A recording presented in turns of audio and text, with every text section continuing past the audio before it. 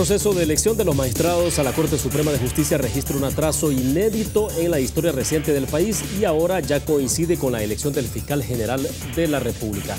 ¿Hay forma real de encontrar una salida al impasse o están los legisladores dispuestos a pagar el costo del atraso? La respuesta a esa y otras preguntas aquí en 8 en punto.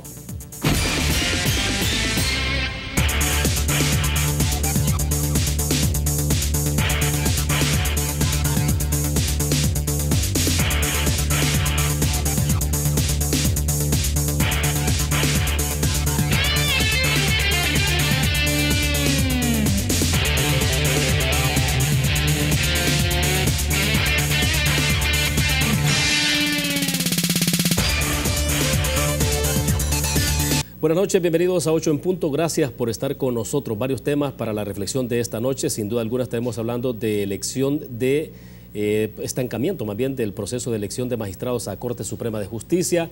Ahora que esto ha coincidido también con elección del fiscal general de la República. Luego viene todo el tema de discusión de presupuesto general de la Nación en la parte que corresponde a la aprobación de emisión de bonos, los 800 millones de dólares en deuda.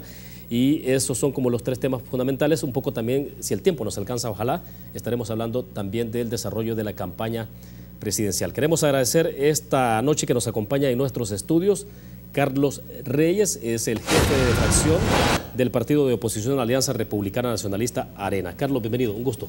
Mucho gusto, William. Es un gusto estar contigo, por supuesto, con mi amigo Mario Ponce y con el pueblo salvadoreño. Así es. También agradecemos entonces a Mario Ponce, diputado del Partido de Concertación Nacional, que nos acompaña esta noche en nuestros estudios. Le decíamos al diputado, bueno, ya un poco más adelante será entonces el presidente de la Asamblea Legislativa, pero en un año, ¿va, diputado? En un año. Dentro de un año, entonces. Un año, sí. De acuerdo al protocolo firmado. Así es. Bueno, excelente. A ver si comenzamos entonces con el tema. Elección de fiscal general de la República y a propósito que también, Carlos Reyes, usted es miembro de la subcomisión que se ha formado, ¿no? Correcto. Y entonces creo que es importante hablar un poco de cómo está ese proceso hasta el momento, porque esto ahora sí que ya está en simultáneo con la discusión de elección de magistrados a Corte Suprema de Justicia. Desde luego, no son los mismos diputados de comisión política, algunos quizás coinciden, pero no todos son los mismos, ¿no? Entonces, ¿cómo piensan lidiar con esto, diputado, sobre todo en términos de que no implique ya el atraso que ha habido en elección de magistrados, también eso termina afectando la elección del fiscal general de la República?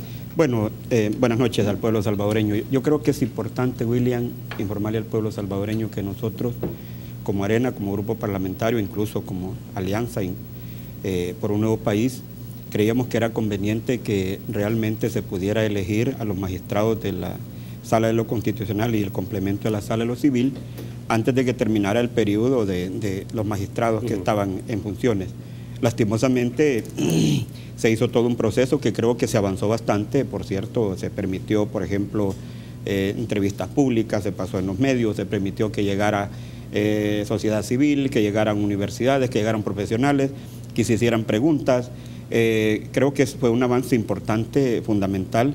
Lastimosamente, al final nos hemos encontrado de que la alianza que se tiene hoy por hoy gana y el FMLN es la que nos está permitiendo que tengamos a los magistrados. Nosotros lo dijimos con toda claridad, hicimos nuestras propias evaluaciones, hicimos nuestro propio proceso en el tema de los magistrados y sacamos el listado, por supuesto, de los mejores, desde nuestro punto de vista, por supuesto, y dijimos, estos son los mejores salvadoreños que creemos que pueden estar, por supuesto, en la Sala de lo Constitucional y en la Sala de lo Civil. Al final hemos venido cediendo, nosotros incluso hemos venido considerando, hemos traído propuestas, hemos llevado incluso dos veces dictámenes al Pleno, no hemos tenido el acompañamiento de Gana y del FMLN y a eso justamente se debe el entrampamiento. Ahora resulta de que debido a esto que ya tenemos casi, qué sé yo, 4 meses de atraso y que esto es inédito y que es una lástima sinceramente que no se pueda cumplir con esa responsabilidad. Ahora resulta de que al final se ha venido este otro proceso que debía de iniciarse porque al final los tiempos que están ya establecidos en el reglamento se ha comenzado ya con lo que es la elección. Se hizo la convocatoria para el tema de fiscal, llegaron 33 profesionales. Incluyendo a Douglas Meléndez. Incluyendo al actual fiscal, por supuesto. Y al final la comisión política que vio el tema justamente el día de ayer decidió conformar una subcomisión en la cual participamos, y creo que es importante que el pueblo sepa que esa subcomisión va a tener algunos aspectos importantes. Y nos contará un poquito más adelante sobre el tema de criterios, ¿no?, de selección, pero solo una pregunta rápida y una respuesta corta. ¿Douglas Meléndez debería ser reelecto o no? ¿O Arena votaría por...?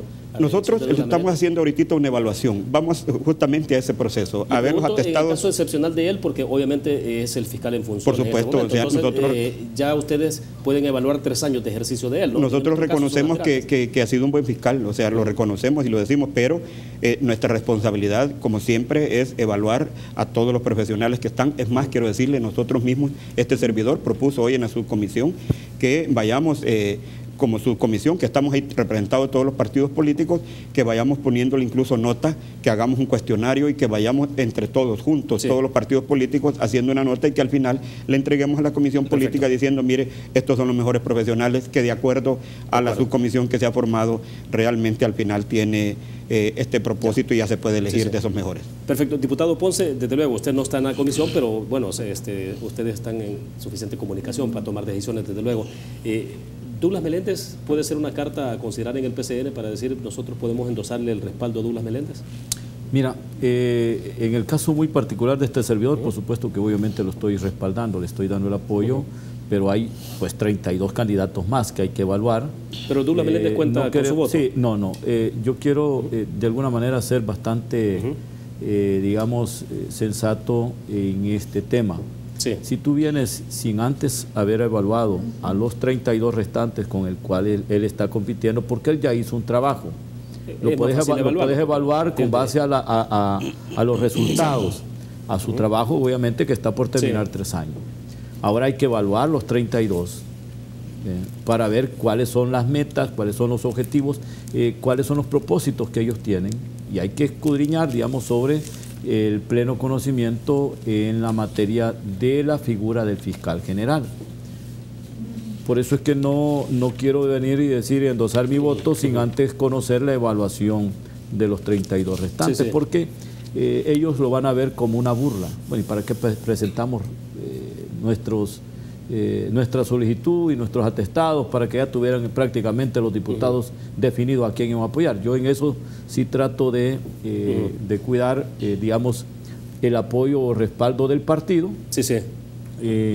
porque no podemos de alguna manera, desde mi punto de vista, burlarse de los candidatos que obviamente han tomado a bien presentar su solicitud, presentar sus atestados y estar sujetos a una evaluación que va a hacer la subcomisión política.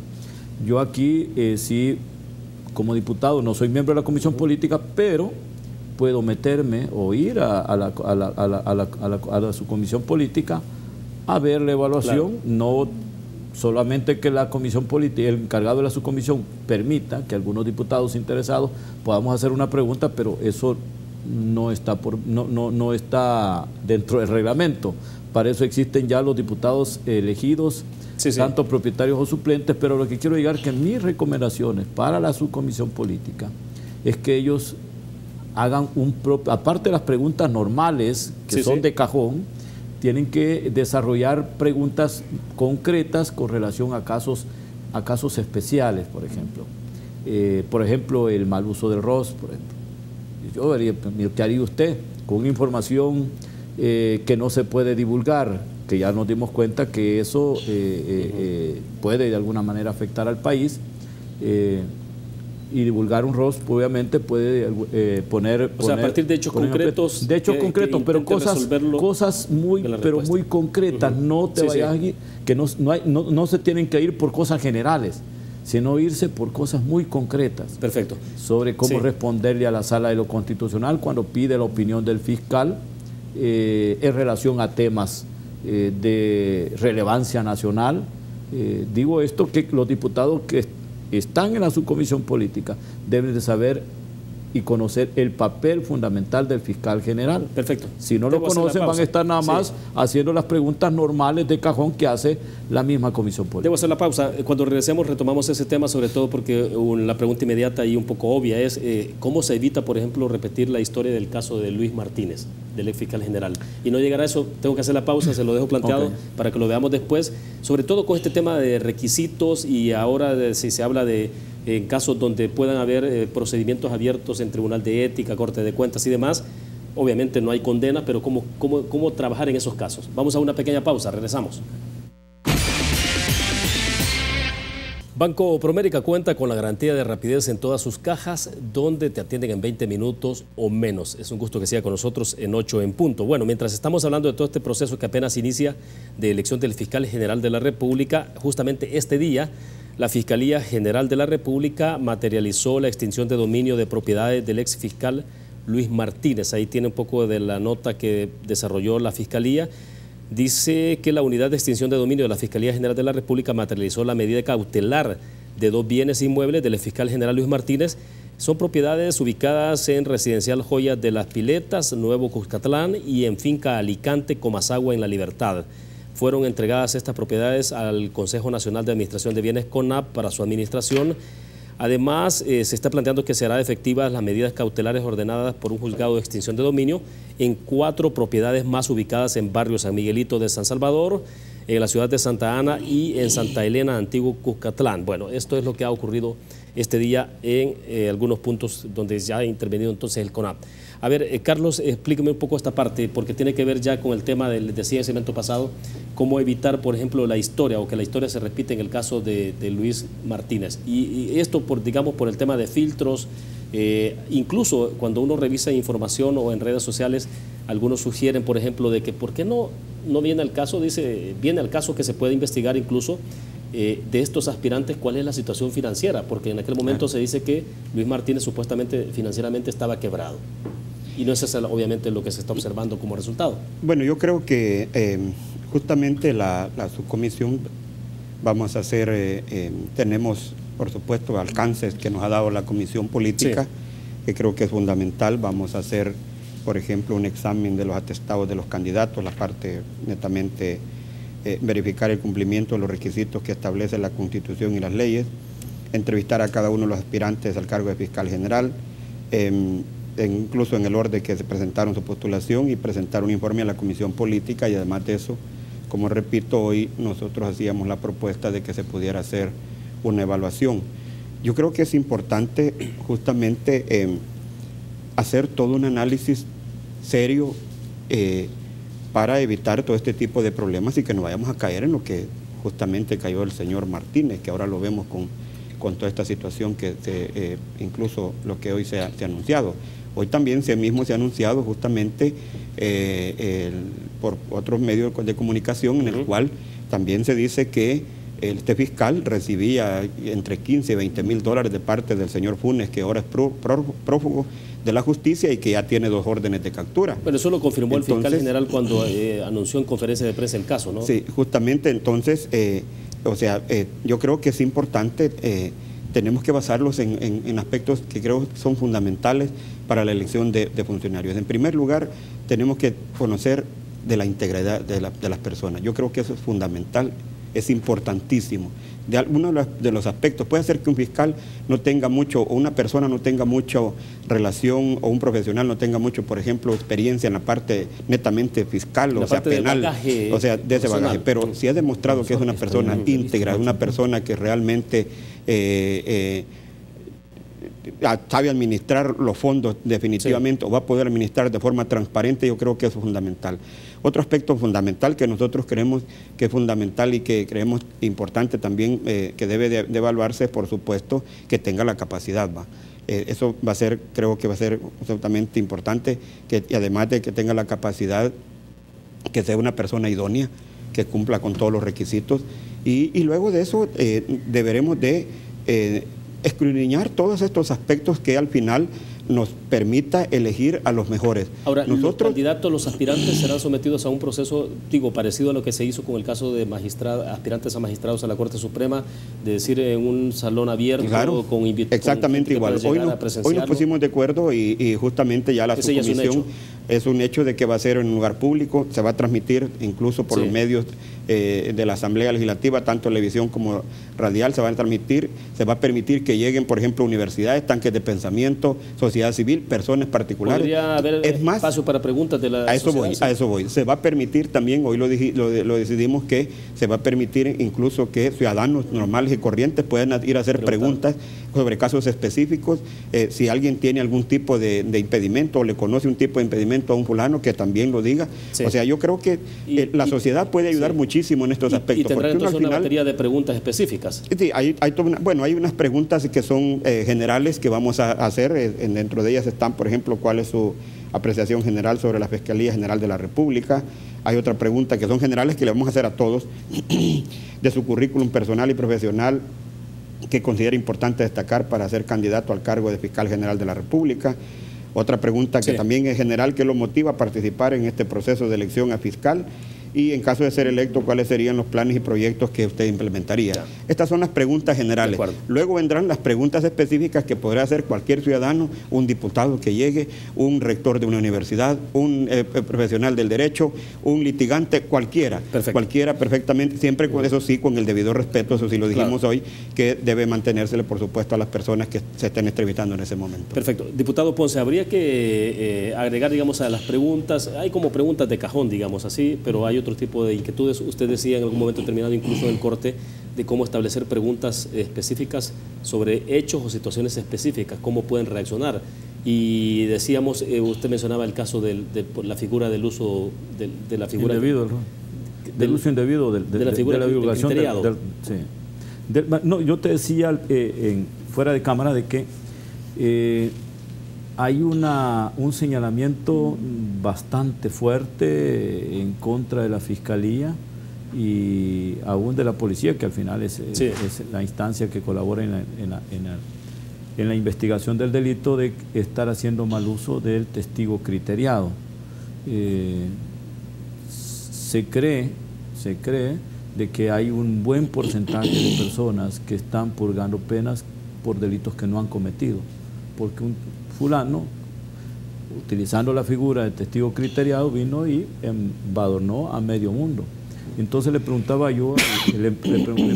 al ministro de Justicia y Seguridad y al director de la policía si ellos profundizaban, una vez, digamos, esta persona estaba detenida, profundizaban para ver si realmente esa persona tenía razón de estar detenida o era inocente, pero no dieron la respuesta. Ahora, porque el criteriado, pero sí hay señalamientos, en su afán por sobresalir en un caso, puede hundir más a otras personas. El problema es que no es el hecho de que el uso del criteriado sea malo, el abuso del uso del criteriado sea demasiado pero le decía, si dañino, porque puede llevar reformas de ley, entonces, ¿o no? Ahora, si la persona obviamente que sale involucrada bajo la información que del criteriado es culpable, pues no vemos problema.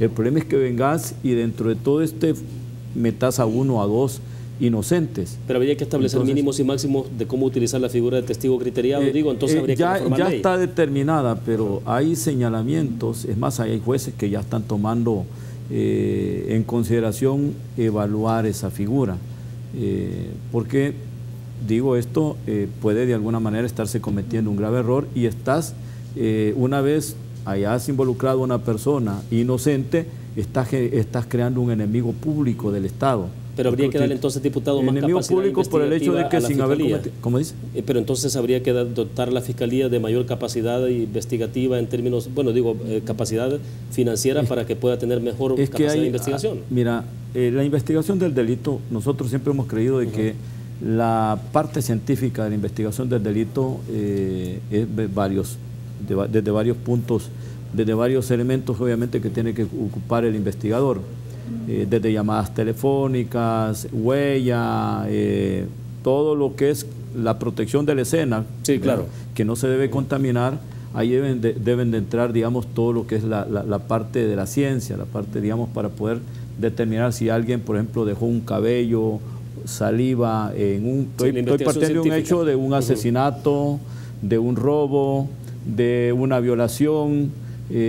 Para eso necesitamos la investigación científica, digamos, de ese tipo de crímenes. Entonces, cuando te decía esto, hay que revisar. Es una de las preguntas que hay que hacer a los potenciales candidatos, porque yo revisaba acá y en aquel momento, cuando estábamos por elegir al actual fiscal, digamos, nosotros veíamos que era uno de los fiscales de carrera, pero fíjate, por ejemplo, aquí vienen más fiscales de carrera. Iván López Guzmán, fiscal auxiliar, sí, un fiscal de carrera. José Ernesto Castaneda Guevara, fiscal auxiliar, fiscal de carrera. Luis Humberto Santos Guardado, fiscal auxiliar, o sea que sí tiene competencia el actual fiscal general, que está corriendo para, no vamos a decir son personas improvisadas, ya son recursos humanos calificados, profesionales del derecho, al frente de la fiscalía en un área especializada, haciendo el papel de fiscal. Y yo, para no quedarme ahí, yo he contado más o menos en la primera lista casi alrededor de 6. Entonces, Carlos Antonio Figueroa, por ejemplo, fiscal auxiliar, y así te puedo mencionar otros que en efecto tienen el pleno conocimiento del papel que debe desempeñar el fiscal general al frente de la fiscalía en la investigación de todos los delitos que le corresponde, por supuesto, investigar y llevar a la justicia a los que tengan de alguna manera vínculos con el delito. Ok, nos quedamos en el punto, hacemos una pausa. Cuando regresemos hablemos ya del tema de elección de magistrados de Corte Suprema de Justicia. Volvemos. Bien, en los segmentos pasados hemos estado conversando sobre elección de fiscal general de la República. Obviamente es un proceso que está en calendario, está en tiempo, ¿no? Porque el fiscal general de la República actual termina funciones en enero próximo, es decir, están en tiempo. Pero el tema es cómo se está cruzando finalmente con el proceso de elección de magistrados a Corte Suprema de Justicia y un poco los reclamos que hay de diferentes actores sociales en el país. Incluso tenemos ahí un tuit del padre Edwin Baños, que está escribiendo, está muy activo en redes sociales, y él decía hace algunos minutos, los 84 diputados de la Asamblea Legislativa deben pagar por los daños causados, más de 1000 demandas sin resolver por ausencia de Sala de lo Constitucional, sean responsables. Eso es lo que está diciendo, digo, para tomar como un referente, ¿no? Pero ha habido más reclamos. La semana pasada estuvieron 2 reconocidos abogados con nosotros acá en 8 en Punto, y Carlos Mauricio Guzmán y también Javier Castro de Fusades, y ahí había coincidencia en el hecho de que hay efectivamente un rompimiento del orden constitucional a estas alturas. Diputado Ponce, ¿qué es lo que se puede hacer entonces para poder desentrampar esto? Mira, yo no soy miembro de la Comisión Política. La actividad de la Asamblea Legislativa es una de las 1000 actividades que tienen, que es elegir funcionarios de segundo grado. Hay diputados designados por cada partido, de acuerdo al número de diputados que fueron electos el 4 de marzo, y nosotros hemos puesto en ellos la responsabilidad de elegir. Ahora, el resto de los diputados somos parte igual que los ciudadanos, estamos realizando presión al interior de la Asamblea. La muestra de tener en este momento, digamos, el que no hayamos cerrado la plenaria para hacer presión de que se elija Sala de lo Constitucional, es parte del esfuerzo que ha hecho, y voy a decirlo, Francis Habla, Raúl Beltrán Bonilla y tu servidor y otros diputados que se sumaron en la petición hecha en ese miércoles de hace 2 semanas. Entonces, estamos haciendo lo propio. Yo no soy responsable, de alguna manera, de lo que la Comisión Política no haga. Ahora, aquí debemos de entender que hay un problema de ciertos grupos parlamentarios que no quieren, de alguna manera, acompañar el esfuerzo de la elección. Si de 5 hay 4 que tienen el aval, pues nosotros esperamos también que pongan sus buenos oficios y vean que el interés país está por encima del interés personal, particular o de grupos políticos. Yo puede ser que comparta con el sacerdote Edwin Baños su planteamiento, puede ser que comparta, pero no, ¿verdad? No lo comparto porque yo no soy parte de la comisión política. Si tú me preguntas qué ha hecho diputado de Casorio electo, yo tengo ya he aprobado varios proyectos de ley, estoy por darle otros proyectos de ley como la ley de descentralización al país, estoy trabajando la ley de presupuesto, estoy hablando de las 1000 actividades que tiene el diputado o decisiones que tiene que tomar, esta es una de las 1000, posiblemente esa es una forma como para mandar un mensaje. Y yo voy a darle la razón, ¿verdad? Le voy a dar la razón, aunque no la tenga, ¿verdad? Porque no es tampoco venirnos a tirar y decir, bueno, el culpable obviamente de que se estén yendo todos los católicos de la Iglesia Católica para los evangélicos, alguien tiene que ser responsable, son todos, ¿no? Hay sacerdotes buenos y hay sacerdotes que obviamente no cumplen al pie de la letra el mandato del Papa para que mantengan a todos los feligreses unidos. Entonces no podemos involucrarlos a todos o decir con un atarrayazo son culpables todos por lo que no hicieron estos. Entonces allí, pero al final pues bueno, mi cuestión no es llevarle la contradictoria, vamos a partir del hecho de que tiene la razón en parte. Bueno, perfecto. Diputado Reyes, a ver, Arena, digo, por lo que ha ocurrido en las últimas horas, en los últimos días, no ha logrado unificar un poco la posición al interior del partido, porque bueno, 3 legisladores han expresado opinión, por ejemplo, a favor de Sonia Cortés de Madrid, y se ha incluido ahora esto, por ejemplo, el alcalde de San Salvador, Ernesto Mason. ¿Qué está pasando en el partido de Arena entonces? Bueno, lo que pasa es que nosotros siempre somos un partido muy abierto, un partido donde hay mucha discusión. Las reuniones de fracción son reuniones interesantes donde se discuten mucho los temas, donde hay diferentes posiciones. Pero cuando ya tenemos una posición, nosotros lo hemos dicho con toda claridad, los mismos colegas que han salido estos últimos días dando apoyos personales, lo han dicho con toda claridad en los diferentes medios de comunicación y lo han dicho, mire, una vez tengamos justamente el consenso y el acuerdo del grupo parlamentario, vamos a votar por el acuerdo que tenemos. Es más, nosotros tenemos, por supuesto, ya nuestra propuesta, lo hemos dicho con toda claridad. Y creo que refiriéndose al tuit que enviaba el padre, yo creo que nosotros, incluso como comisión política, sin querer quitarse la responsabilidad, hemos hecho esfuerzos grandes, o sea, hemos llevado 2 veces al Pleno. Y ahí es donde habrá que ver, por ejemplo, en esa evaluación, quiénes son los que no han votado o quiénes son los que no han permitido realmente que se tengan magistrados de la Corte Suprema de Justicia. Yo creo que lo más importante en todo esto es que nosotros hemos estado planteándole al pueblo salvadoreño, vamos a elegir a los mejores hombres y mujeres para que nos puedan representar en la Corte Suprema de Justicia. Y el pueblo salvadoreño sabe y nos ha dado la razón. Nos ha dado la razón y dice, Arena definitivamente está buscando no cuotas partidarias, no estamos buscando repartos, no estamos buscando combos.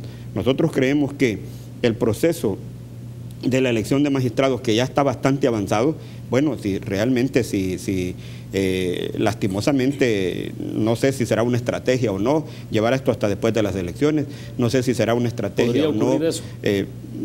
Bueno, a veces incluso en los pasillos de la Asamblea Legislativa uno escucha y dice, no, si esto lo vamos a elegir hasta después de las elecciones. Entonces, cuando uno oye ese tipo de comentarios, es donde uno dice, bueno, ojalá que realmente primero pensemos en los salvadoreños, a quienes los debemos y a quienes representamos. Yo creo que ese es el punto de partida que debemos de tener todos. Como repito, nosotros hemos hecho grandes esfuerzos, hemos incluso incluido en las propuestas que tenemos diferentes pensamientos, incluso ideológicos, jurídicos, para que podamos ir realmente teniendo la oportunidad de poder elegir. Lo hemos dicho con toda claridad, estamos abiertos a seguir dialogando, pero le hacemos un llamado de verdad. Yo creo que es importante que el pueblo lo sepa definitivamente, mientras exista esta alianza en la cual gana y el FMLN dice, no, es que yo voy a votar los que diga justamente el partido gana, y gana cuando se le pregunta, no, es que fíjense que yo voy a votar los que diga el FMLN, y entonces mientras estemos en esta disyuntiva vamos a seguir estando, por supuesto, sin Corte Suprema de Justicia. Bueno, nos quedamos en el punto, hacemos la última pausa comercial, volvemos con más. Bien, estamos al cierre de 8 en punto, diputado Reyes, entonces, lo que está en juego alrededor de elección de magistrados de Corte Suprema de Justicia, ¿cuál es la dimensión? No, yo creo que es la elección más importante de esta legislatura. esta Corte va a tener que ver con 3 presidentes. Sí, claro. Esta Corte va a tener 9 años, va a tener que ver justamente con 3 legislaturas. Esta Corte es necesario, primero, por supuesto, que siga manteniendo el Estado democrático de este país, que creo que es fundamental. Por eso es que esta elección está siendo bastante complicada y por eso es que nosotros le estamos apostando a los mejores, de verdad, a los mejores evaluados. O sea, nosotros, quiero decirle, por ejemplo, uno de nuestras propuestas, y lo voy a decir aquí con nombre y apellido, el licenciado Aldo Cader, trabaja en la superintendencia, una institución del gobierno actual. Nadie puede venir a decirnos, mire, fíjese que este señor está con ustedes o algo por el estilo, pero al ver sus credenciales, al ver realmente su currículum, a ver cómo se ha comportado incluso en el mismo trabajo de una institución del gobierno, que ahora es del FMLN, creemos que es importante y que puede contribuir realmente dentro de la sala de lo constitucional. O sea, de eso se trata. No se trata de repartición de cuotas, de repartición o hacer combos de fiscal, presupuesto y todas estas cosas. Yo creo que tenemos que poner por delante el país, dejar los intereses, por supuesto, partidarios, buscar a los mejores hombres y mujeres y que al final realmente le respondan, por supuesto, al pueblo salvadoreño. Diputado Ponce, pero bueno, alrededor de esto, al final también un tema de correlación, de cómo se definen las correlaciones en las votaciones también en Corte Suprema de Justicia. Mira, lo decíamos fuera de cámara, Corte Plena en este momento, ¿cómo está conformado? De los 10 que en este momento conforman Corte Plena y están siendo parte de otras salas que no son de la Sala de lo Constitucional, 6 son de izquierda, 4 son de derecha, supuestamente. Entonces, debemos de entender que esta elección es tan importante, o más importante, podría decirlo así, que la elección del 3 de febrero para elegir presidente de la República de El Salvador. O sea, así en esos términos. Así en esos términos. Yo lo dije hace hace un mes, y lo vuelvo a repetir acá. Lo retomó en un discurso, en una entrevista del candidato presidencial de la Alianza para un Nuevo País, porque tengo de alguna manera mi propia apreciación, mi propio análisis de qué es lo que puede suceder si está prácticamente controlada Corte Plena solo por abogados con el criterio ideológico de izquierda, porque quieras o no, veamos algunos de los que se consideran izquierda. O sea, es imposible dejar de ver este proceso. Se consideran izquierda dentro de Corte Plena. El doctor Bonilla, Doriluz, Paulita Velázquez, 3, y yo te voy a decir quienes se consideran de derecha, de mi punto de vista. Sí. Puede ser que me equivoque. José Roberto Argueta, el doctor Pineda, ¿quién decíamos? De los otros que están ahí, Sergio Luis Rivera, y posiblemente el abogado, ¿cómo se llama? El último que se eligió en el 2015. ¿El abogado Jerez o...? Jerez, posiblemente. No tengo más o menos ubicado al resto. Y quedémonos hasta ahí. ¿Y qué implicaciones puede tener en el momento determinado esto? Si entran 2 con una carga y demasiado, digamos, de izquierda, prácticamente van a tener el control de Corte Plena, 8 contra 6. Entonces, 8 contra 7, perdón. Entonces veamos que lo que nosotros estamos buscando con este esfuerzo es que se elija, se balancee la Corte Plena en el sentido de que le den estabilidad al sistema democrático, al sistema de libertades, y que de alguna manera fortalezcan el Estado de Derecho. Es que eso es lo que está en juego en este momento. No podemos de alguna manera venir y tomar una decisión así por así. Lastimosamente debemos de entender que el estilo y encoge de los otros grupos parlamentarios va en ese sentido. Bueno, se nos fue el tiempo, le agradecemos, diputado. Gracias, William. Gracias, William, un gusto estar con usted, por supuesto. Perfecto, gracias a ustedes que nos acompañaron, que descansen, buenas noches, nos vemos mañana 8 en punto.